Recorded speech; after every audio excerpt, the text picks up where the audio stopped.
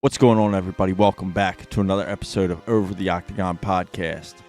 Yesterday, we saw UFC 308 between Max Holloway and Ilia Topuria. Ilia, obviously, everybody watched the fight.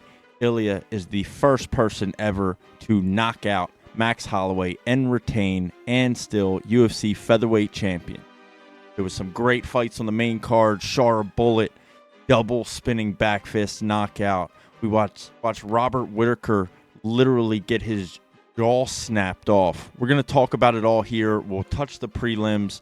We're going to break down the main card. We're going to recap everything that was UFC 308. If you're listening to this podcast on YouTube, don't forget, click the subscribe button, subscribe to the channel, hit the thumbs up and like the video. If you're listening on any audio-only platforms, Spotify, Apple Podcast, Amazon Music, etc., don't forget to follow and turn on automatic downloads. Never miss another one.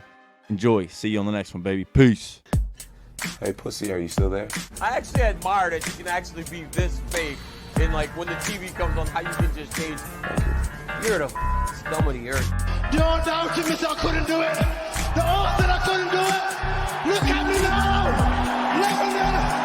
Calm down. Headshot dead. That's it. What's going on, everybody? Welcome back to another episode of Over the Octagon podcast with your hosts, Evan and Joel. We're joined by a friend of the pod today, Thomas. Welcome, man. Thank you for coming on and chopping it up with us. Yeah, man. Thanks for having me. Fresh off of UFC 308. Like literally fresh, like Literally 3 fresh. hours fresh. We typically do not get the opportunity to record our recap episodes this close to the fights. So we normally recorded the day after. We've all had some time to kind of settle down, chew on what we watched the night before, things like that. Today is not that case. It's still very, very fresh for some of us, more maybe for some than others. But we're fresh off UFC 308. If you're watching this video or listening on Apple Podcasts, Spotify, or Amazon Music, on YouTube, don't forget to hit the subscribe button. Subscribe to the channel, hit the thumbs up, like the video. If you're on Apple Podcasts, Spotify, or Amazon Music, turn on automatic downloads. Never miss another episode. Rate the show 5 stars. Leave us a comment. There's also a link in the description of the audio-only versions where you can click the link and send us direct text messages.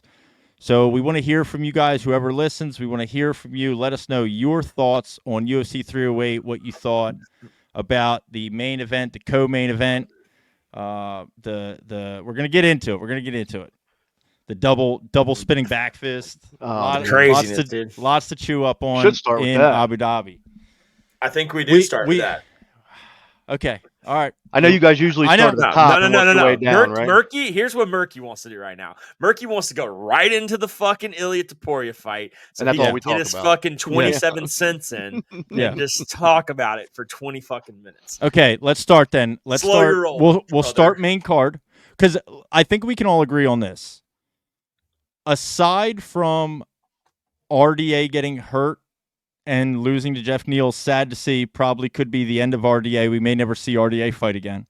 Yeah. And Ibo Aslan, the Turkish power, with an insane KO under a minute against a guy that I really didn't think was that great and, making a UFC debut anyway. Great performance. But, and then you had your fight of the night, which was Rebecca and Oralby, which was an insane scrap, blood everywhere. Aside from that, like the prelims were okay, not great, lots of decisions. John Jones versus DC 2024. Yeah, Chris Barnett, Kennedy, and Chekwu. And Chekwu. Imagine you actually knowing the name of somebody. Crazy. Damn, dude. I'm the fucking name guy, dude. That's what I do. Yeah, he makes So up names other- like the announcers do. He just- Right. Whatever. Yeah, however just he make. wants to do Yeah. it. Who was that? They were mispronouncing. They kept saying Rozbeki. They were calling him Round Becky or No, it Round wasn't even Becky. Yeah, it was something weird. They're doing something weird with Matus for Becky's name. I don't know whatever. I don't know. He does have a little squiggle on the E. Maybe there's a weird pronunciation there, but All right, so but I think we can agree like there's not a whole lot to really dive into and discuss on the prelims besides like the few things that I mentioned. But we can get right into the main card and the fight that opened up UFC 308 pay-per-view. The main card, Shara Bullet Magomedov versus Armin Petrosyan. Shara gets the second round TKO with a double spinning back fist. What's probably one of the craziest knockouts I've ever seen. It was one of the craziest things for sure. Like, not only was it just impressive the way he set it up, but the execution and everything, like, it was unbelievable. Like, there's no way anybody can go and find me right now another knockout that was even close to being that cool. I don't think I've ever even seen somebody throw that strike. No. Not to mention land it. I don't know that I've ever even seen anybody attempt to throw it. And he's claiming that he's trained it. It was the first strike that he learned in Muay Thai when he was a kid. He was like, I've been training it for 12 years. Was he just talking about the back fist though, or specifically the double? Specifically the double. It sounded like, but I find that hard to believe. I do too. But he threw that motherfucker with confidence. So I don't know. Like he threw it like he's done it before. Beat him Bo Nickel, man. Like, Bo Nickel beats Paul Craig. Let's see Bo Nickel Shara Bullet. Yeah, it'd be an interesting matchup. I'm interested to see Bo Nickel fight some tougher opponents and see what he can do. I know we talked about that while we were watching the fight. And well, Shara's proved himself from the first. Dude, I can say this. From the first fight he ever had in the UFC against Bruno Silva to now, like, he's improved tenfold. Like, every fight he's gotten better, which is scary for a guy haven't like seen him. all of his fights, but I've seen a few of them. And the one I think I even said it while we were watching it. He looked better today than he's ever looked. Yeah, I mean, but Armin Petrosyan, like, as bad as it, like, as crazy as it sounds, wasn't striking bad at all. No, Armin Petrosyan's kickboxing is really good and it's clean. It just goes to show you, like, I don't know, because he rocked him in the first. He did. I mean, he caught him a few times. Like, we've known this prior to this fight, but like, Shara throws kicks from everywhere. Yep. In his last fight, he was throwing head kicks like in the pocket up close. Like, he does the weirdest stuff with his kicks. He has every kick in his arsenal that you can think of. Now we just saw a double spinning back fist. So I'm not sure there's a strike that's humanly possible to do or throw that he can't do. Yeah, I know. I would agree. And land and be successful at. His striking's elite. There's no doubt. I know previously in his earlier fight in the UFC, he had some, difficulty in the grappling exchanges, and he still won that fight. He overcame it, and then, like you said, Joel, he obviously has significantly improved since then. For sure. So, if Bo Nickel does go out there in November in Madison Square Garden and take care of Paul Craig, it's interesting. Bo Nickel has his own kind of plan on how he wants to climb the ranks. Shara is not ranked. Bo still wants an unranked opponent. I don't know if Shara Bullet's the one he had in mind, but Shara Bullet may be getting a fucking top 10 fight next. Well, that's true too. I mean, it's tough to say. We don't even know what's next for him after that shit. It's tough to say. If whose paths cross now. Yep.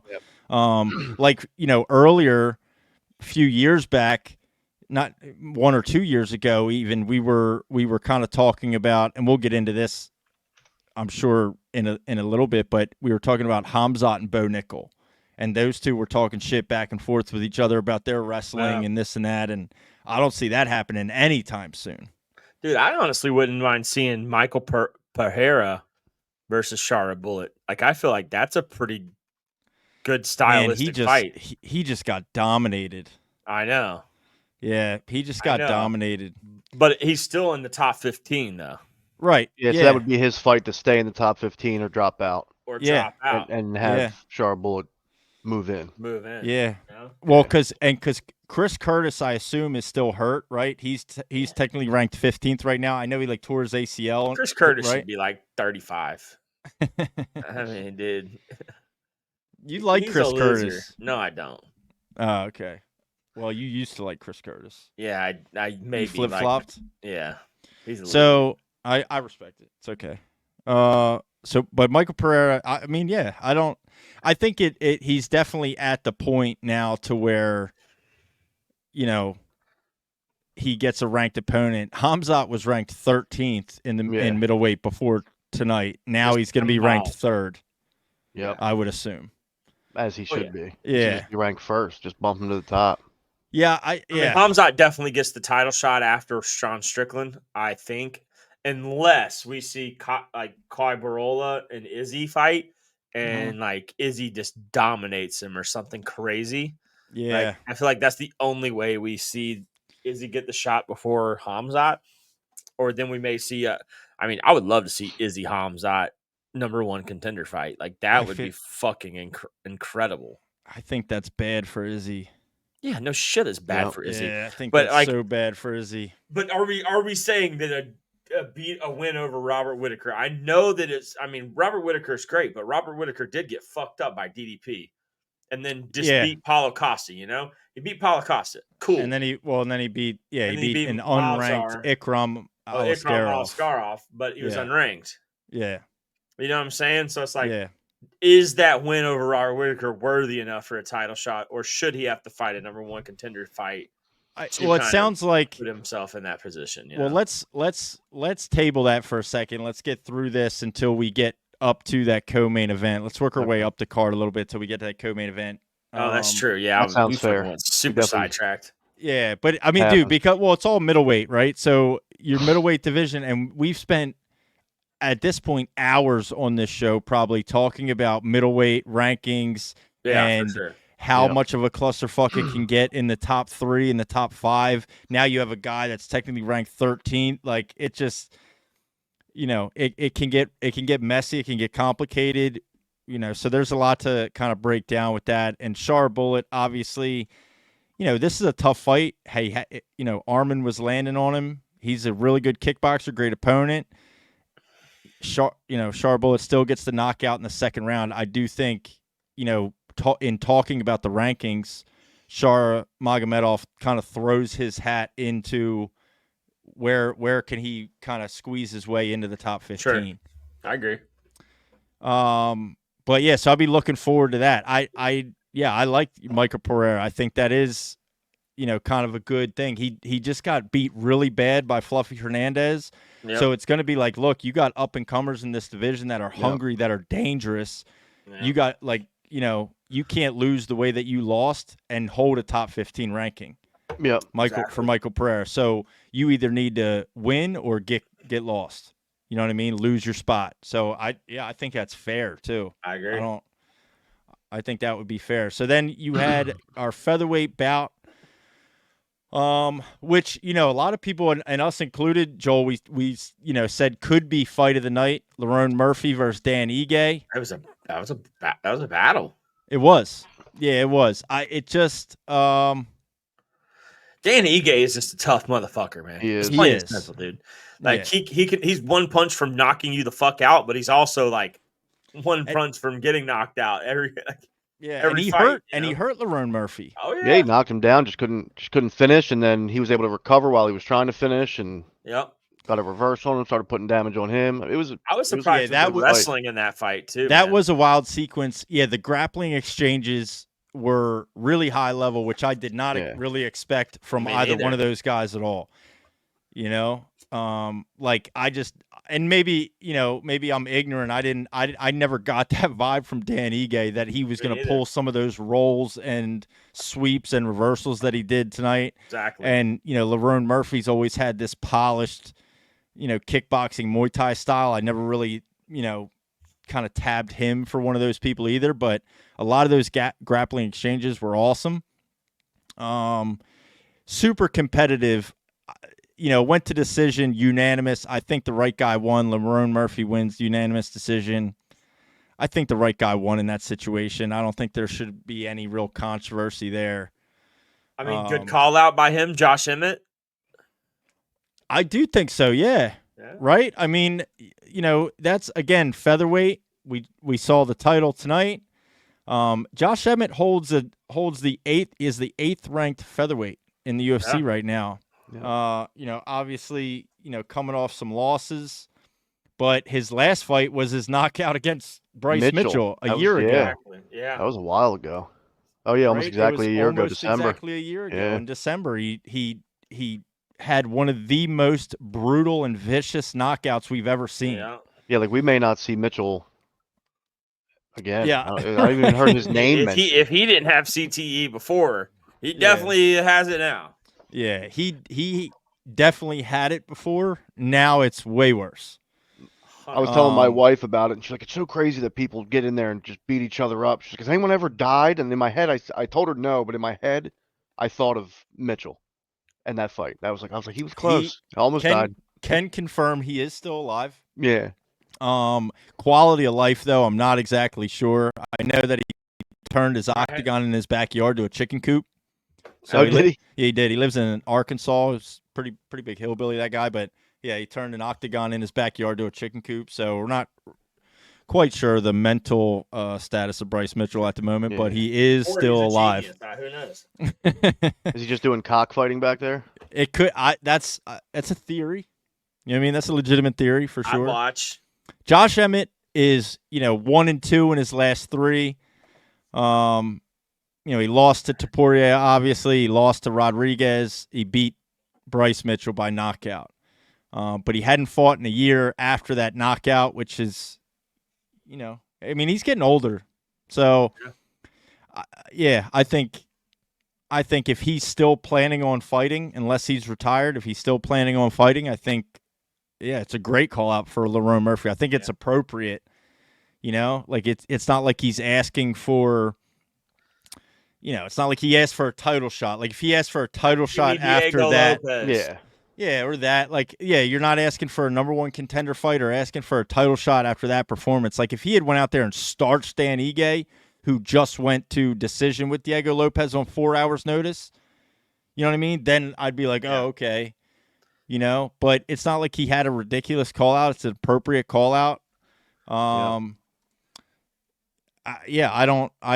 like it. He's 12 right now after a win. Josh Emmett's 8. He's undefeated bump still. Up a little bit. What about Aljamain Sterling? So Aljamain's fighting Mobzar Evlov. Aljo's 9, Mobzar's 5. They fight in December at UFC 310. Okay.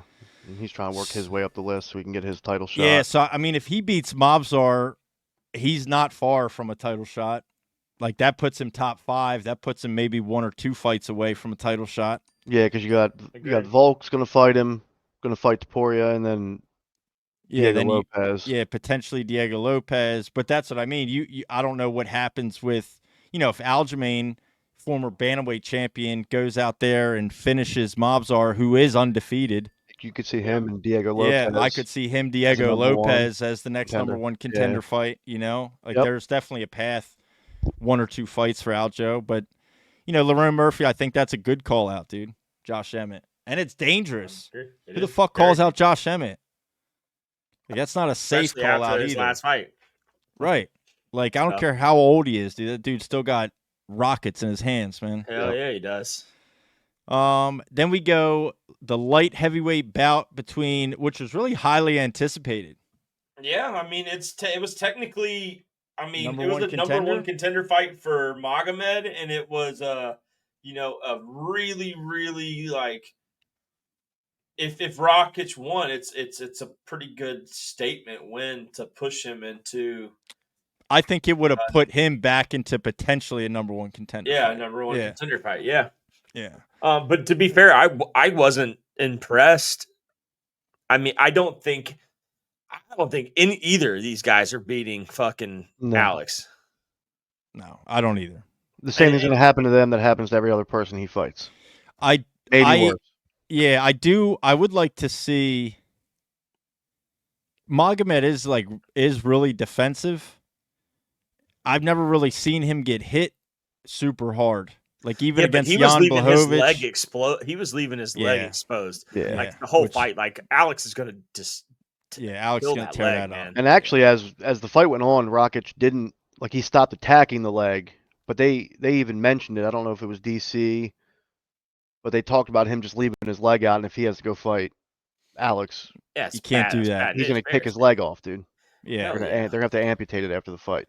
I mean, do if you think, wanted to sit here and watch decision lightweight fights or light heavyweight fights all fucking day, then like sure, let's put Magomed in there. But like, who the fuck wants to do that?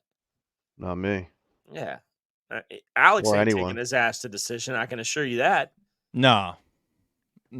Alex is taking nobody to decision.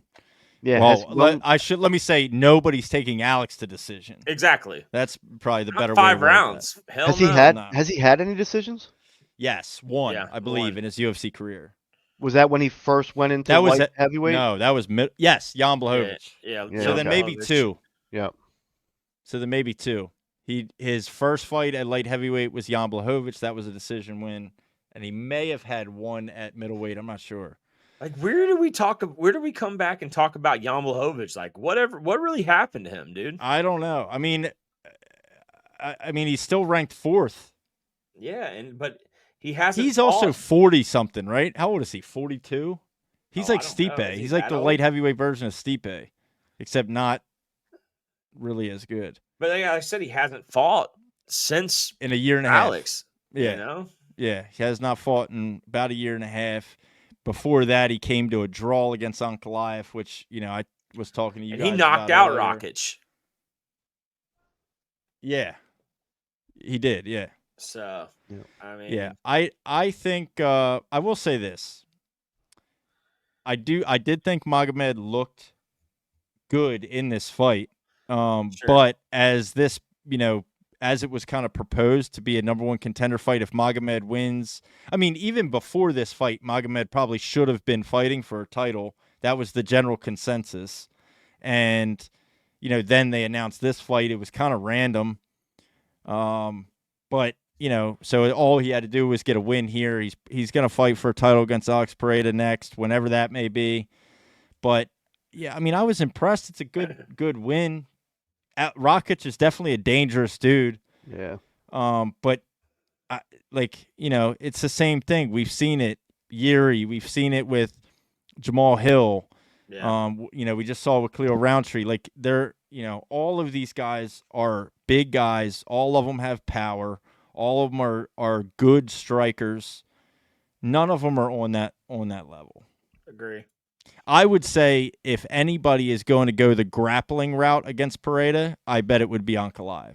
I agree. Even though, he's not really a grappler, he's more of a kickboxer. I think if anybody's going to try to take that style, it would probably be Magomed. Yeah, but I still don't feel like. I mean, Pereira's his takedown defense is still not people bad. have tried. Yeah, Jan Blachowicz did it. Mm-hmm. Still didn't win him the fight. Exactly.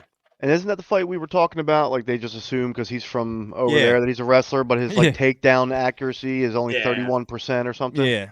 So he's I don't not even- he's not a great grappler. I mean, it's a lot different at this division too. These guys are big. Yeah. Like it's not the same. You know what I mean? It's not the same as like the bantamweight, like Marabs or the 145s. Like it's totally different game. But I can see him like attempting at least. Yeah. It's gonna be so hard to fucking beat Pereira. Yeah, I mean, I don't see anybody. He's at going the to stay the moment. champ until he's done fighting.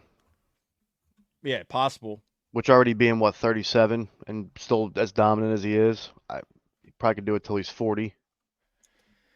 Yeah, Yeah. I mean, it just depends. Like, if he's gonna take some time off, like I don't know what he's gonna do. He'll fight early next year. I agree. You think so? Yeah. I just think he likes it too much. I think you want me to be honest? I think what we see. I think we see Alex versus Tom Aspinall. I mean, I don't know. He seemed like he wasn't interested in going to heavyweight anymore. Sure, but like he was Doesn't mean he comfortable won't. at 205. Yeah.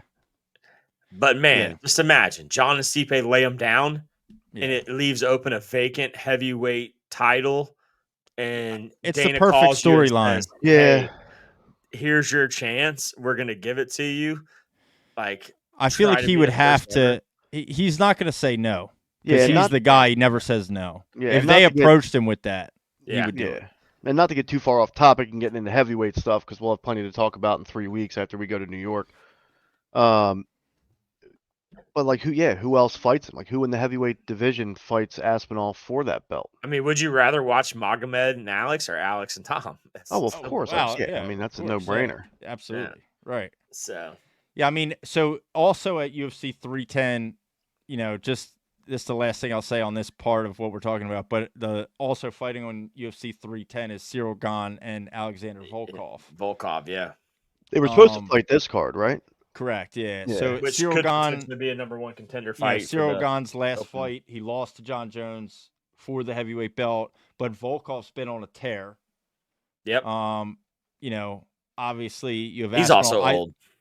He is, yeah, but those guys are the top of the division. Aspinall hasn't fought either one of them, so I think it would make sense if it wasn't a fight with Alex that you would have winner of Cyril Gane versus Alexander Volkov fight Tom Aspinall to become the undisputed.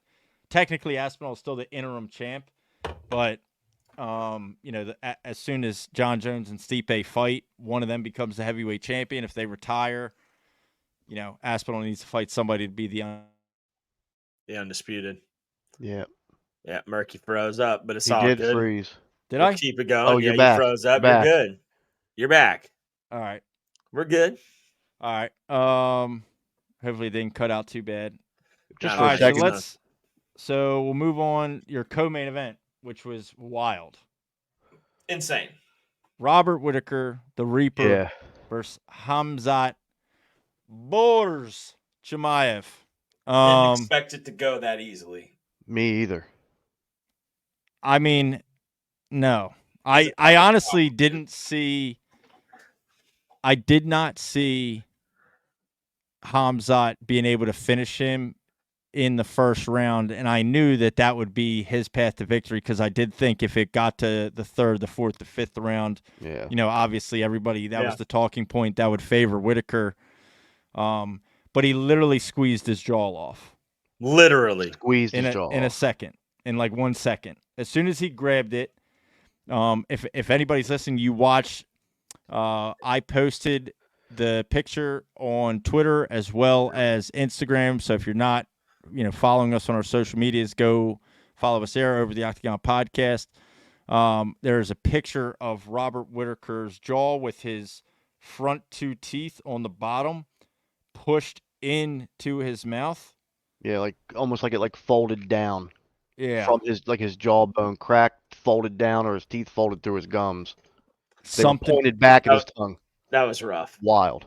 And it happened like immediately. And in the post-fight press conference, they asked Khamzat Chimaev if he saw the picture. He did. They showed him that picture right before he walked into the post-fight presser. He said he saw that picture. He said, hate that I'm sorry for breaking his jaw, but that's my job. My job is to hurt people. Cause pain. Cause pain, right. And he said that when he grabbed it, he felt a click, which is interesting. Yeah. But imagine that. Like, Cracking imagine feeling that. Yeah, as soon as you grab it, you felt that click on your arm. He tapped immediately. Yeah, I've never seen somebody tap that fast. It in the moment, it seemed like I couldn't comprehend it. I didn't understand. Like, that was way too quick. It wasn't a choke. Yeah. It was pretty obvious. Like, there's no way just from a choke you tap that quick.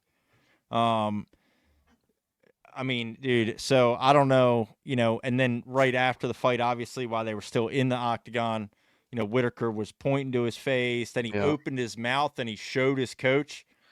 So, like, he had to have felt that or known. Oh, yeah. Even with the adrenaline rushing, you know something not good happened. Oof. Yeah. I mean, I feel bad for Bobby Knuckles because, like, he was one of the only ones that said yes to a fight like this. I mean, a lot of people were ducking Khamzat, dude. And to take on the 13th ranked guy after you just had a massive win with a potential chance of becoming, the next in line. And then but these are the things you have to do. I think everyone knew that Khamzat being 13th wasn't really 13th. Like, they knew that he was going to be a contender. There were some questions about whether or not he was even going to fight again because he had the health issues and doesn't fight often. Yeah. I love Strickland calls him cum shot. It's fucking great. He's like, nobody's worried about cum shot, dude. I'm fighting DDP next, bro. Back up. So yeah, I mean that's the thing, right? So I mean that seems to be it's already that's what Strickland says. It's already been written. It's a done deal. Strickland versus DDP rematch. That's the thing. Do we have a date on that yet or no? Nah. So I mean, as far as I'm concerned, it ain't done deal. And I'm not even like that I feel interested like in watching Strickland would that have fight, to such be a honest. meltdown if he doesn't get the shot. He'll have It would like be a fucking meltdown of epic crybaby. proportions. Yeah. He made us quit the fighting. I will say this. You know, it was a controversial. He deserves a rematch. I'll say that. Strickland deserves a rematch. It was a controversial decision the first time when he lost, when he dropped the belt. Yeah. You know, he let Izzy step in front of him and challenge for it. Which is the right thing to do. Yeah. In hindsight, I think so, because that was originally the fight that was supposed to be made anyway, was DDP Izzy. Yeah. You know, but like with just such a dominant win like that, it definitely begs the question.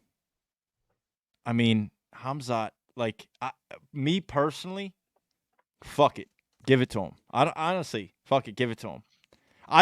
That's just like I would rather see. I think it's more exciting. Yeah. In my eyes, it's more exciting of a fight. I know the fight I'm going to get with Strickland versus DDP. Yeah. I've seen it already. It's going to be the same thing. I know what that fight's going to look like. You know what I mean? And I'm not sure that it's going to look much different.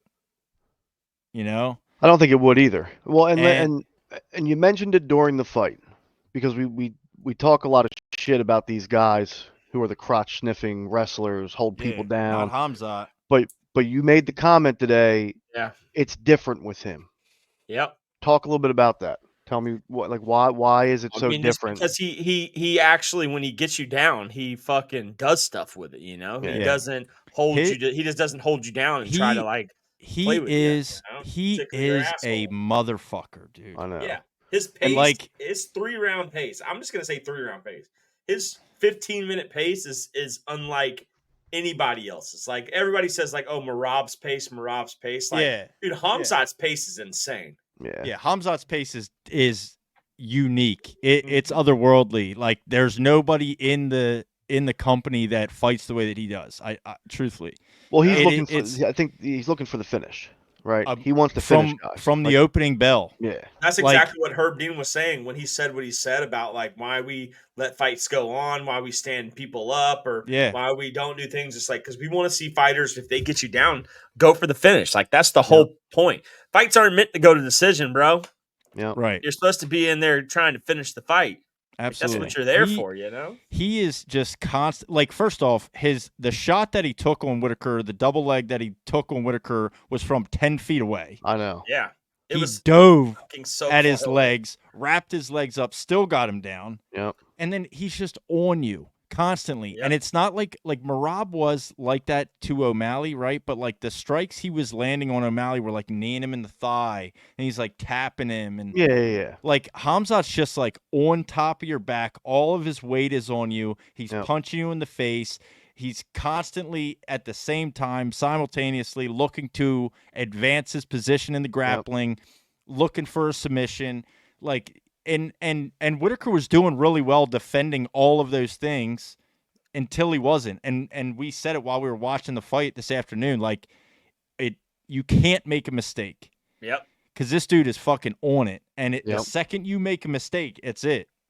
Well, every move he makes, every punch he throws, obviously is an attempt to do damage, but it's also an attempt to move your hand to a place or your arm to a place or get you to roll to a spot that he wants you to be in so he can do the next thing he's trying to do, and he just does it flawlessly. Doesn't make mistakes trying to get there, doesn't give himself up. Well, and that's the interesting thing about that is, like, you know, grappling in that sense is like a chess game, right? So like you look to be a move or two ahead, right? You're thinking moves ahead, but you know, you can obviously do different things that cause different reactions. So in a moment in those exchanges, there's 2 or 3 different things that you could do that he would have to react in a split second 2 or 3 different ways. And in all of those 2 or 3 different ways, think 2 or 3 moves ahead. Yeah. So if he agree. reacts this way, right, and then each one of those sets off its own chain reaction, like it's just this constant game, right? And that's what fighting is.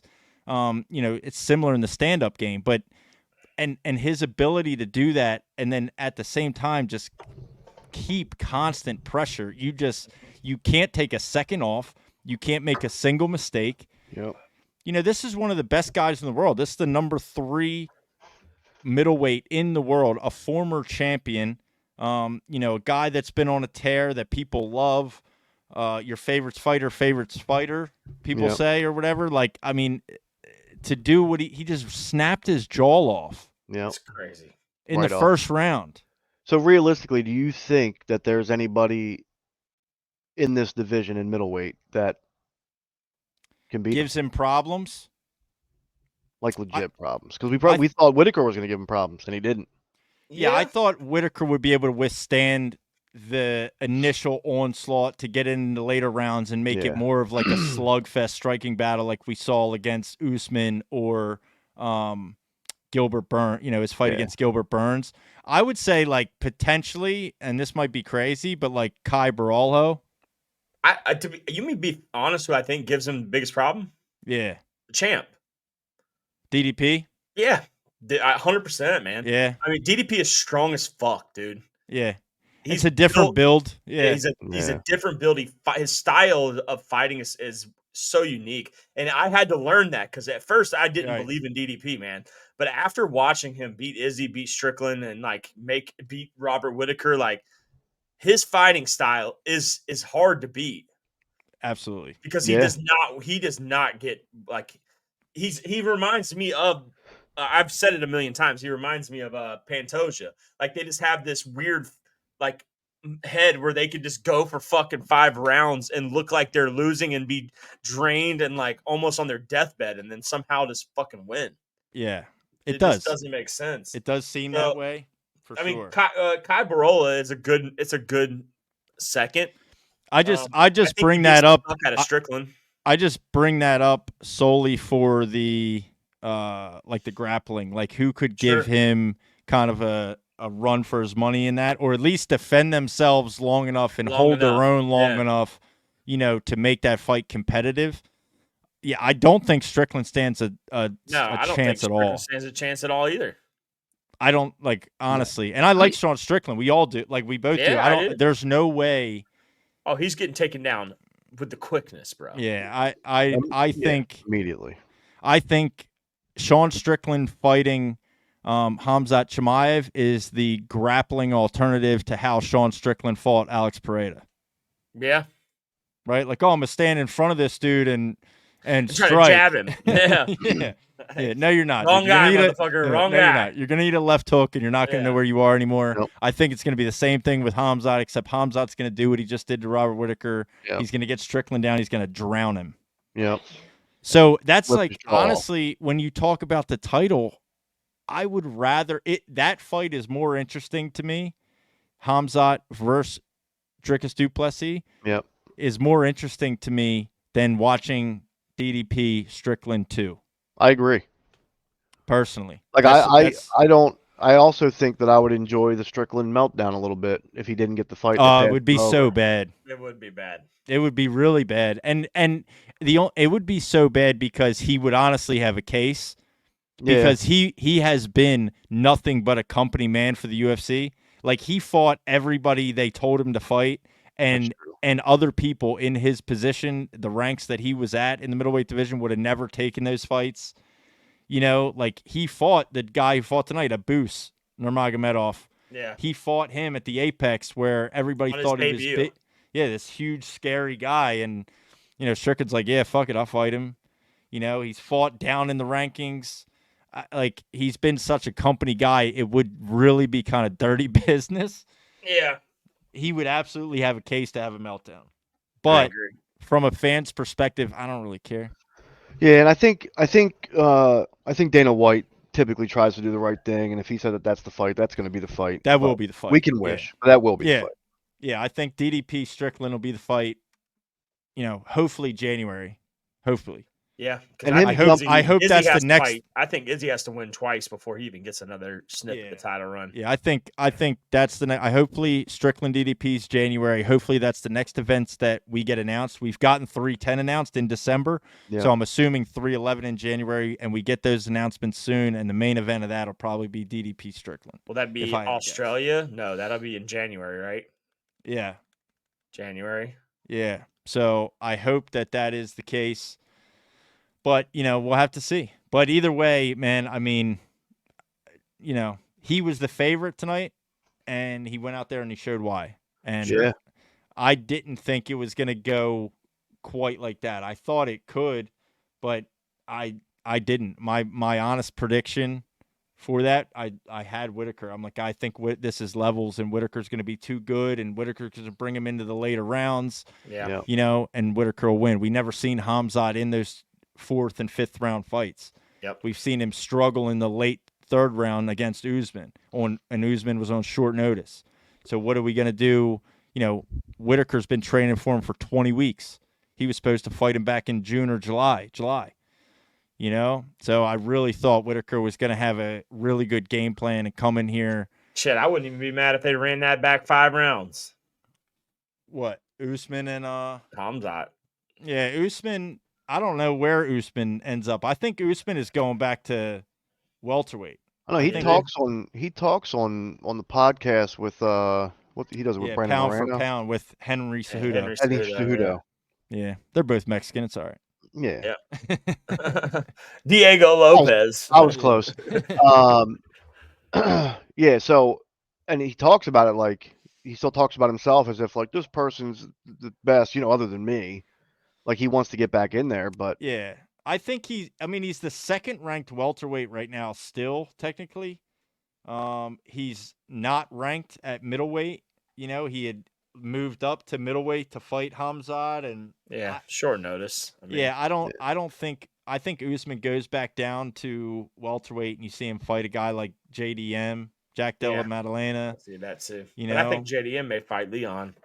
Yeah, I don't know. I don't know what's up with Kamaru, but either way, Khamzat, what's there to say? I mean, just fucking Nothing dominant. more, nothing less, brother. And that was a performance tonight bonus for Khamzat and also for Shara. I don't know if I mentioned that when we were talking about that one earlier. Shara but both didn't of them get one. I made boycott. Yeah, both of them got performance tonight bonuses, as well as your featherweight champion of the world, an indoor main event. You guys made me go through this entire thing backwards. It was purposeful. I thought we were ending. We're done, right? Episode's done. You can't be done. I know, dude. I'm going to say this before I let you go in and have your whatever. Hopefully, just 2 minutes, but probably going to be 12. No, it won't be. I'm tired as a fan, and I'm a newer fan, right? It's like I've probably been following it now for a couple years, and then really heavy over the last year. Everybody I fucking like keeps losing, dude, and it's really hurting my soul. That's because you came in on a lot of people's This is the changing of the guard. I know, dude. Yeah, this is the changing of the guard. It's not even like Sean O'Malley's still young and but it's just like this guy. I'm just like him, Dustin Poirier, who I knew was on the tail end, had a really good fight, but it's just like everyone, dude. And then tonight crushes my soul, man. Welcome to the sport, brother. It's tough. You know how many times I've had my heart broken, dude. If anybody on this podcast has been in depression mode more than the rest of these fucks, it's me. Yep. Yeah, you got to start rooting for the foreigners, dude. Dude, I'll see you in a few weeks. Just don't be fucking biased, dude. Just don't be just don't have your favorites and just go in there overconfident because your favorites are bound to lose at some point. Yeah. I will say this. Can I have 2 minutes? You give me my fucking 2 minutes now? Go ahead. Get your fucking 2 minutes in. I was trying to avoid it. I'll say this. I went into this fight nervous. I went into this fight second guessing. I even texted you and called you the other day. We talked so much. I'm like, I can see Max winning the decision. I'm like, man, I don't know. I think it's too much. even watching the fight, Yeah, first 2 rounds. which, I don't know if you saw the scorecards, but Crazy. Ilia won the first 2 rounds. Anyway, Did they give him the first 2? Crazy. 2018, 2 judges had it 2018. Ilia, didn't 1 judge had it 1919. Either way, regardless of that, I will not feel like that moving forward. I'll tell you that. Like Hell no. Against anybody, I don't give a fuck. Like, it's only a matter of time. That's just how I'm going to feel from now on. He's got 5 rounds to close distance and land a shot, and you're fucking dead. Yeah. Yeah. Like, this is, we heard it. I heard it from you guys after the Volk fight. Volk's compromised. That's why that happened. It is Oh, still, don't still why you- that happened. Stop. Don't Stop. start with that Stop. shit. That's Why it happened. that's what was said, right? That's why that happened. Volk was compromised. That's why that happened. But that's not going to happen here. Nobody knocks out Max Holloway. Now, what I'm not going to allow to happen is to go, oh, well, Max chin had to be cracked at some point. He's on the decline, because that's what I've already started to see on the internet. I'm not going to stand for that. Everybody mutually agrees as a fan base leading up to that. Max is in his fucking prime. They were talking about him fighter of the year when he wins this fight.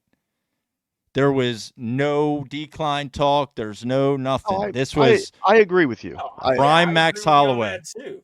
I would only say that to watch you react in the way. Yeah, that I'm not you going to stand react, for right? it. I'm not going to stand for any of the coping mess with you. excuses this time. But he just I came off could a huge win, like one of the Yeah. best knockouts, if The- not the best, second best Ever. now maybe.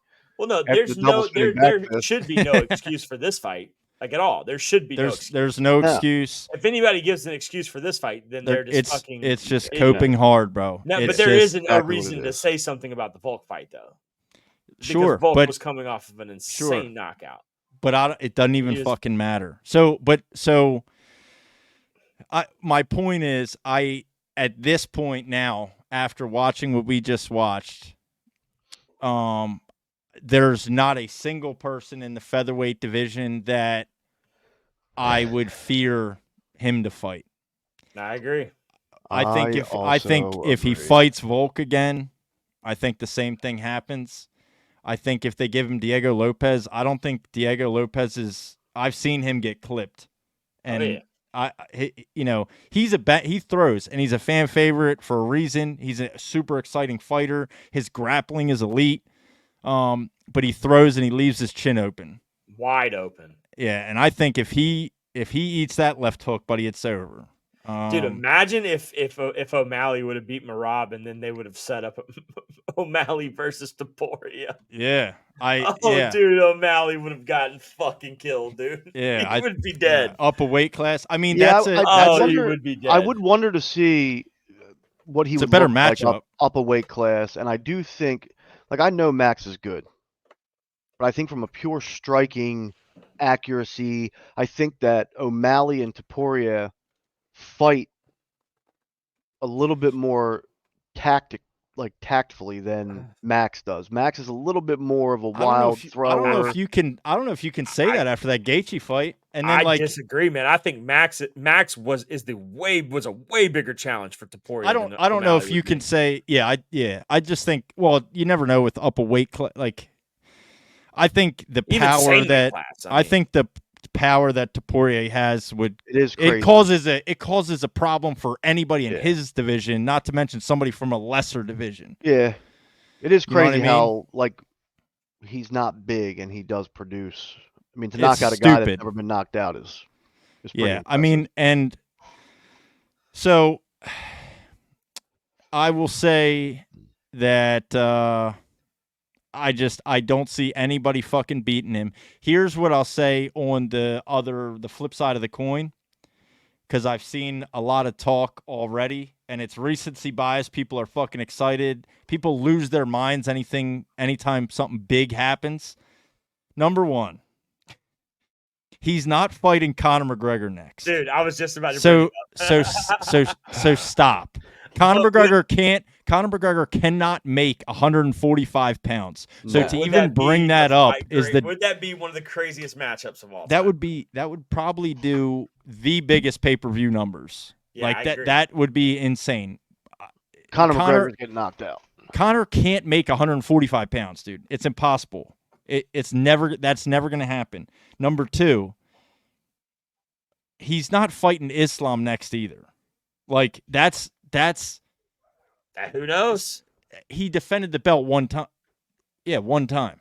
Yeah. Yeah, I know. He's not But- he's not moving up and fighting the number 1 pound for pound fighter in the world at lightweight. I think that's a bad fight for Ilia. I do.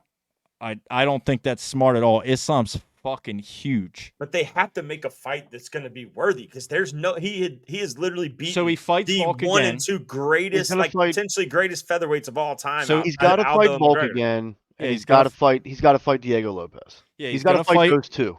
He's before going they to fight start. Volk again, and after he fights Volk again, hopefully in the meantime, Diego Lopez fights the winner of Aljamain Sterling and Movsar Evloev. I know Diego wants that fight against Movsar.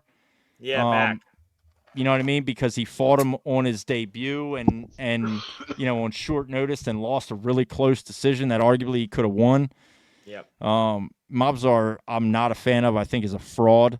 So I would say, Diego fights winner of that fights for the title, and if Diego gets a win over one of those two guys, that definitely elevates him to that level of,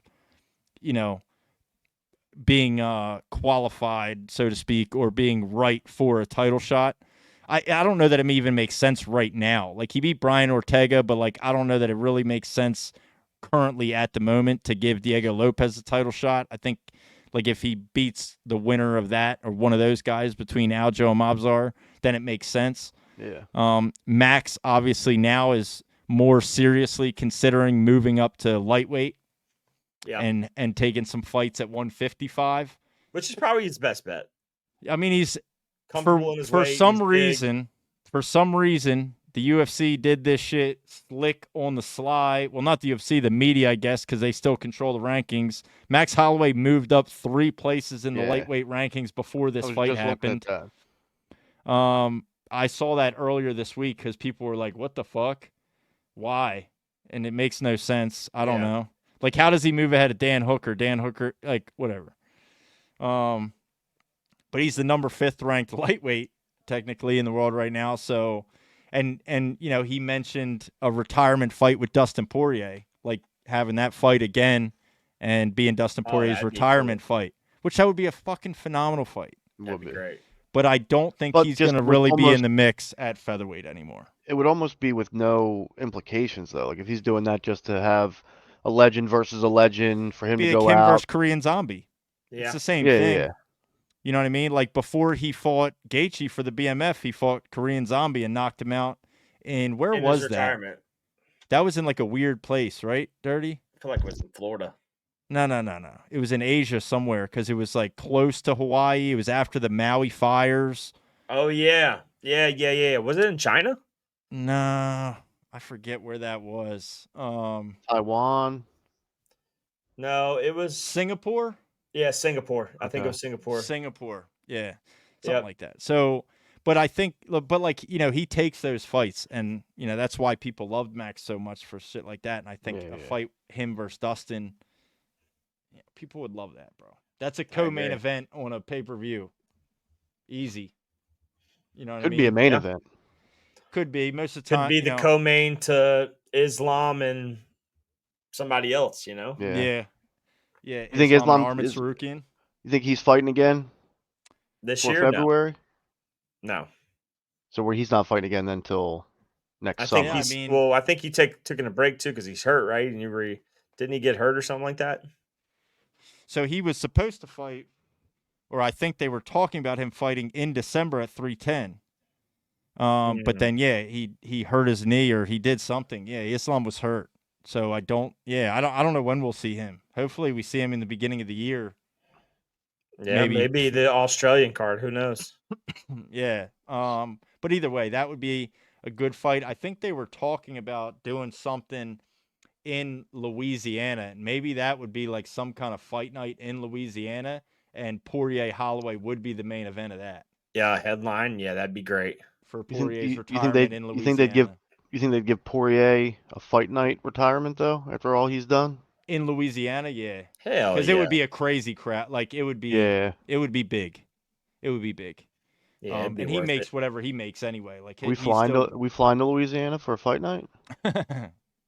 I would consider it for that. That would be one to do it for. Finally, I can drive somewhere. He hates Louisiana though, so I don't know if he's Yeah, going. I hate Louisiana, but I'd go. I've never been But there. so what's next for those guys? I think that makes sense for Holloway. Move up to lightweight, fight Poirier again, retirement fight for Poirier potentially. Ilia, it looks like they brought Volk in the cage. Yeah. They kind of seem to both mutually agree to do it again. Ilia class act too, bro. Yeah, I know, that kind of man. pissed me off. I know. I You wanted want to to hate him. I Yeah, I wanted want to to hate hate him. I want to hate him. But he was trying to be too nice. Fuck him. I don't. It's not an act, brother. I think It's not an act. dude. It's an It's act. not an act. That dude, Yeah, I don't know. It seemed fairly genuine. genuine to me when he was talking about Max and being a legend and how he grew up and like watched him and like, and he says that. I mean, they're only what, 5 years apart, 6 years apart. I mean, Topuria's not losing 5, yeah. to anybody, I think, in that division. No. I don't see it. I don't see it. And again, like this is I'll go back to my point. Like even if, there's nobody in that division. This was the only fight I think in that division to where I go, man, I don't know. But now after he's done what nobody else in the world or in the UFC has ever been able to do, now I go, and I don't care who he fights, that my attitude will be, yeah, all right, I don't care. He lost round 1. So what? It's a matter of time. Yeah, I don't know. Just wait. I think that even if he were to like win the next couple fights and then go take some lightweight fights, like I don't think anyone other than Islam beats him in lightweight. Yeah, he's taken some lightweight. He's fought at lightweight before, Ilia, and they wanted to book him versus Paddy Pimblett a few years ago because they got in a scuffle backstage one time. Yeah. And actually around that time is where like I kind of became as big of a fan of his as I am, because like I remember thinking that and like thinking like, dude, if you want to fucking end Paddy Pimblett's career as quickly as possible, you feed him to Ilia Topuria. Like, Yeah, but what if? How cool would it be though if Paddy stays on a tear and like say 2 years from now, Paddy's right in line for a number 1 contender shot or a championship fight, and Topuria's still the champ, and then we actually see it happen. Paddy's 14 at lightweight. The problem with lightweight, dude, is some of these guys are fucking huge. Yeah. Yeah. Like you have a lot of guys that arguably, like a Jalen Turner, even like arguably is a welterweight and fights at lightweight. Moicano, huge. Gamrot, huge. Like these guys are big. Like Holloway does not look big against Topuria, and he looks small against these guys. Yeah, exactly. So I don't know. It's just like that stuff matters. Oh, for sure. Being able to close that distance matters. But I really thought that, Topuria was going to have. That was my biggest concern. Like, is he going to be able to close that distance? He did. And he did. I mean, it's. Yeah, I mean, it's just he takes time. He's patient. He doesn't rush anything. Yep. You know what I mean? Like he throws his shots that he throws. He sets stuff up, but the whole time he's just watching and figuring out what he's going to do, and then comes with the plan. And the initial shot that he hit Max with that stumbled him, he just slapped him. He threw a left hand that just slapped his arm that made him move just enough to then come over the top with a right hand he put right in the center of his face. Yeah, Max's his hands were down by his side when he got caught. Yeah, and it was he went to block the left hand, and then he was wide open. He threw a right over the top, planted him in the face. And then, he was still throwing. It was still dangerous. But, like, even in the finish, you watch, like, he's just patient. He doesn't put, like, he's in a bad spot. He could potentially be in a bad spot. Max is still dangerous. He's throwing back, and he's throwing hard. Yeah. Max did, though, try to clinch. Yep. And he threw a knee that didn't do anything. And when he did that, when the knee came back down, his arms were still on Ilia's shoulders, and nothing was protecting his head. Yeah.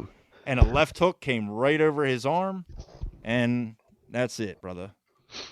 Lights out. It's just that his fucking power is crazy. It He is took crazy. him down.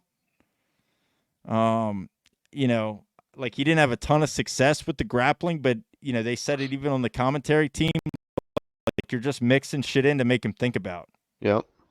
Yep. That's all. It's just For sure. it's all a fucking chess game, dude. And he just masterclass. He played it perfectly. He did exactly what he said he was gonna do, which is why, you know, he's such a badass because like, you know, that's why everybody loved Conor McGregor so much. And I don't want to compare him to Conor McGregor. People do that shit enough. I think it's corny, but like, I'm not trying to do that. But my point is like back in the day, he became such a superstar because of his antics, but because he Yep. backed up what the fuck he said. Yeah.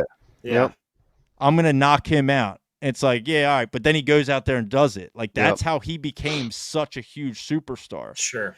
It's not just the suits and the shit that he talked on the mic. All that was part of it. But if that's all you had and you didn't actually go out there and perform, then it doesn't mean anything. Yeah. You know what I mean? And he's kind of doing the same thing. He's talking all the shit. He's saying exactly what he's going to do. And then he goes out there and fucking does it. Yep. And I'd say a majority of the people prior to this fight thought there's no way he's knocking him out. Yeah. Us included. Yeah. I thought there was a chance. Like I told you, like I wouldn't be surprised, but like I wouldn't be surprised if it, you know, Max takes him to a decision either. Yeah, I mean, You there was know? always a lot of talk about Max never got knocked down, never got knocked out, and you know, I've seen him in fights get stunned by getting hit, and I think even he got knocked down against Gaethje, wasn't it? And then at the end, in the press conference, they were talking about it, and he was like, "They didn't count it as a knockdown. Okay, cool." Yeah, right, Like, right. because he got He's knocked down. Yeah, yeah. But Yeah. I will say, you know, even the you know, Paul Felder, I think was the one that said it. Like I never seen him wobbled like that. Yeah. When he got hit with that initial right hand, he immediately was like Yeah. like moonwalking backwards. Yeah. Like that's something we really haven't seen. Yeah. The only person I know that has a chin that can't be phased is Cheeto Vera. Yeah, facts. He's the only one. Fuck it, dude. Give Ilia Cheeto Vera. Fuck it. Yeah, we need to see that. I just want to see if they can knock him out. Yeah. Just see if it's possible. Yeah. Yeah. After he ate that knee from O'Malley, I don't see there's any way. I don't think that there is. Oh man, but I don't know, man. I am. I don't know. I'm thrilled. I know most people probably aren't. I'm so fucking happy. I mean, it would have been a lot better if at least Robert Whittaker would have won. I know. Dude. And I'm not Just necessarily there and watch, unhappy. like, the dudes lose, bro. Like, Yeah, it sucks to see Max lose. You know, you have to accept that these newer, younger generation guys are going to come in and start to take over. You need. See, that's the thing, Wounded. You don't have to accept it, dude. Fuck that. You do. Don't have you to need accept new it, dude. superstars, and I'm going to say this now because like I still wish Max would have won. If they fought again in a month from now, 3 months from now, I'd be rooting for Max, and have hopes that he could do it because I think he's skilled enough. But you know, even today going into it, I was like, I just had this feeling. I just knew how good Topuria actually is, you know. But it's creepy. It's creepy. His whole walkout, like smiling, laughing. I was even saying, like, oh, I don't know, maybe he's too loose. Yeah. Like he's too fucking confident, and then he goes out there and does it. You're like, well, I guess he wasn't too fucking confident, was he? And I feel like a year or It's two crazy. from now, when Topuria is 29, he's defended his title 3-4 times. We're gonna be singing a different tune about how we feel about him. Yep. Yeah. Well, there's going to be somebody else, right? Like this always happens. There's going to be somebody else that comes behind him. We don't see that person right now as we look at the rankings and talk about, you know, obviously he's fighting Volk next, but then who's beyond that? We don't really see it. Yeah. There's not a clear contender, but somebody will emerge, you know. Yeah. His younger brother, by the way, is making his UFC debut in December or January. So, on a fight night, I assume. I don't know. I don't think it's really been announced yet. He said that. He said his brother will be. So I don't know. The UFC really announced anything. They same weight class? His brother is a lightweight, I think. Okay. His brother's. He did look like he was a little bit bigger, taller. Yeah, I'm pretty sure he's pretty fucking good too. I think he's undefeated as well. Yeah. Well, I would say both of them have started in jiu-jitsu. They both have jiu-jitsu base. They started jiu-jitsu when they were like fucking 4. And, you know, I would assume his brother's a fucking killer too. I don't know if he has that same power though, because that's I don't even We're know gonna if fucking that's. find out. We are gonna find out. But you got another one coming. Scary. Yep. It's scary. So Well, that's all I got for this. I don't know if Yep. you boys want to mention anything else before we get out of here. I just want to get Yeah. people preemptively excited for what the next 3 weeks look like for Yeah, us yeah. three. Yeah, And I for say sure. 3 weeks, I say what's happening in 3 weeks. There's 2 fight nights coming up Yep. in a row. Yeah. Moreno and Abazi next Yep. week, which is going to be good. Yeah. and it's Blanchfield too, in the co-main. Oh, and Thug Rose. Yeah, of course you Yep. would bring up the women's MMA fight. You fucking. I mean, loser. you know, I fuck with Thug Rose, man. I'm the Dude, best. yeah. I'm the best. I'm the best. No, know nobody how much fucks you with love Thug that. Rose, dude. Fuck that. But then UFC 309, Madison Square Garden, Yep. going to People are New shitting York. on this card, dude. People How are can- shitting on it. I mean, it's not great. It's not as good as the one we saw today. It's not. And even John No. Jones and Stipe isn't like the ideal fight, but it's fucking John Jones. He's the Still best to ever John do it. We get to Jones. watch him fight Yeah. again. I mean, Charles I'm Oliveira and Michael Chandler's a excited good. to see Charles Oliveira. It's Yeah. excited. And then Bo Hell Nickel yeah. we get to see, which is exciting. Hell yeah. So Absolutely. And we're gonna be there, yeah, all three of us. Yeah, I'm stoked for that. Yeah, I'm Can't pretty fucking pumped. wait. If you're gonna be in New York for UFC 309 in Madison Square Garden, let us know. Drop a comment. Let us know. shoot a text to the number. Yeah, you can. If you're listening to the podcast on the audio only formats, there is a link, like I mentioned earlier, in the description. You can click that and send us a direct text message. It comes right to us. And we can talk about some of these upcoming fights, upcoming fight nights, pay-per-views, events, and give us your honest reactions. I won't talk shit to anybody. I swear to God, I've said what I need to He's say. lying. I won't rub it. I won't. I swear, I won't. I will open it up, dude. We'll be real soft about this, and we'll open the comment section up to be a safe space. It's a safe space. Yeah. And you can come cry all you want. Fuck off. And you know, Ilia already drank the tears of the casual fan base that was coping already super hard over watching their boy get knocked the fuck out. Anyway, that's all we got. God damn. UFC 308 recap. Thomas, thank you for joining us. Joel, Yeah, I appreciate you brother. letting me be on, man. It's fun. hell yeah. We See in y'all there, on the boys? next one, baby. Yes, sir.